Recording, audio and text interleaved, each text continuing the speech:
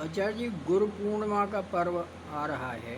जी तैयारियां शुरू हो गई हैं। जी जी। प्रशासन भी अच्छी व्यवस्थाएं जी करने में जुटा हुआ है। जी वृंदावन खासकर तो वाहनों का भी प्रवेश बंद होने हम्म, को है। आप बिहारी जी से भी जुड़े हुए हैं, जी। शिष्य परकर भी आपका बड़ा होगा, तो क्या व्यवस्थाएं कर रहे हैं, उनके लिए क्या संदेश दे रहे हैं? राधे राधे, जय श्री कृष्णा, जय बिहारी जी की। प्रश्न बहुत अच्छा है आपका, उपमन्यु जी। वाहनों की जहाँ तक व्यवस्था है कि वो तो सरकारी व्यवस्था रहती है ही कि अभी से वाहन वर्जित हो गए हैं। एकादशी से तो और प्रतिबंध हो जाएगा वाहनों का।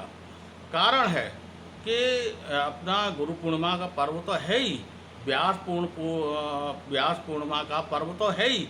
विशेष उत्सव है गोवर्धन मूड़िया पूनों की परिक्रमा।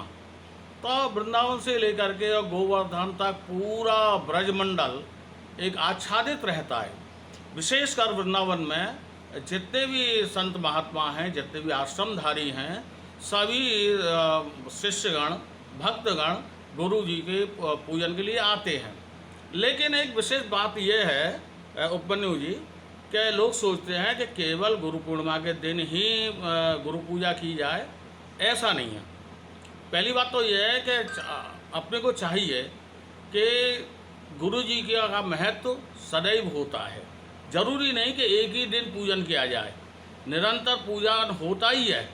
लेकिन विशेष गुरु पूर्णिमा का उत्सव होता है, तो इसके विषय में हमारे गुरुदेव बताते थे कि पूरा गुरु मास, पूरा सावन मास गुरु मास कहलाता है। पूरा सावन मास कोई भी कभी भी किसी भी सावन में आ जाए, किसी भी दिन आ जाए सावन के महीने में, गुरु जी का महीना रहता है शिष्यों के पास। मेरा तो विचार ही है कि जितने भी मेरे शिष्य हैं उनको बोलता हूँ कि आप गुरु पूर्णिमा के दिन बिल्कुल ना आएँ। चाहें तो केवल फ़ोटो से पूजन कर लो, कोई ज़रूरी नहीं है कि गुरु जी के पास ही दर्शन किया जाए। जब मौका लगे, जब मौका लगे, पूरे सावन महीना में आ जाओ, पूरे सावन महीने में नहीं आओ, कभी भी साल में एक दिन आ जाओ, बस उसी को गुरु जी के दर्शन कर लो, गुरु जी का फ़ोटो खींच लो और अपने चरणामत ले लो, पूजन अर्चन कर लो। विशेषता ये नहीं कि केवल पूरा गुरु पूर्णिमा के दिन पूरा भीड़ बढ़ाना, पूरी गंदगी करना, पूरा वृंदावन आच्छादित है, ये अच्छा नहीं है। आपकी संख्या कितनी शिष्यों की होगी महाराज लगभग? मैंने कभी काउंटिंग नहीं की और ना मैं कभी, मेरे पास रजिस्टर रहता है। हजारों और में, हजारों में। हजारों तो होंगे ही होंगे निश्चित। 10, 15, 20, 25 हज़ार भी हो सकते हैं, लाखों शायद ना ही होंगे, लेकिन होंगे। बहुत अच्छी संख्या है। कभी भी आ जाए, उनका गुरु स्थान है, कभी भी आए। मतलब आप विशेष रूप से ये नहीं कि भाई आइए और लाइए, सेवा कीजिए, नहीं ऐसा नहीं नहीं? नहीं, बिल्कुल नहीं, बिल्कुल नहीं, बिल्कुल नहीं। अपना विचार ही नहीं है, संकल्प ही ऐसा नहीं है कि केवल गुरु जी का हृदय होना चाहिए, है कि आपके पास में गुरु भक्ति है। मैं एक बात बता ही देता हूँ कि लोग बोलते हैं कि गुरु ब्रह्मा गुरु विष्णु गुरुदेवो महेश्वर, गुरु साक्षात पर ब्रह्म तस्मै श्री गुरुवे नमः। तो हम क्या उपदेश दे देते हैं सबको कि गुरु ही ब्रह्मा है, गुरु ही विष्णु है, गुरु साक्षात परब्रह्म है। ऐसा नहीं है। हाँ, हमारे श्लोक का तात्पर्य है कि गुरु जी ब्रह्मा के समान हैं।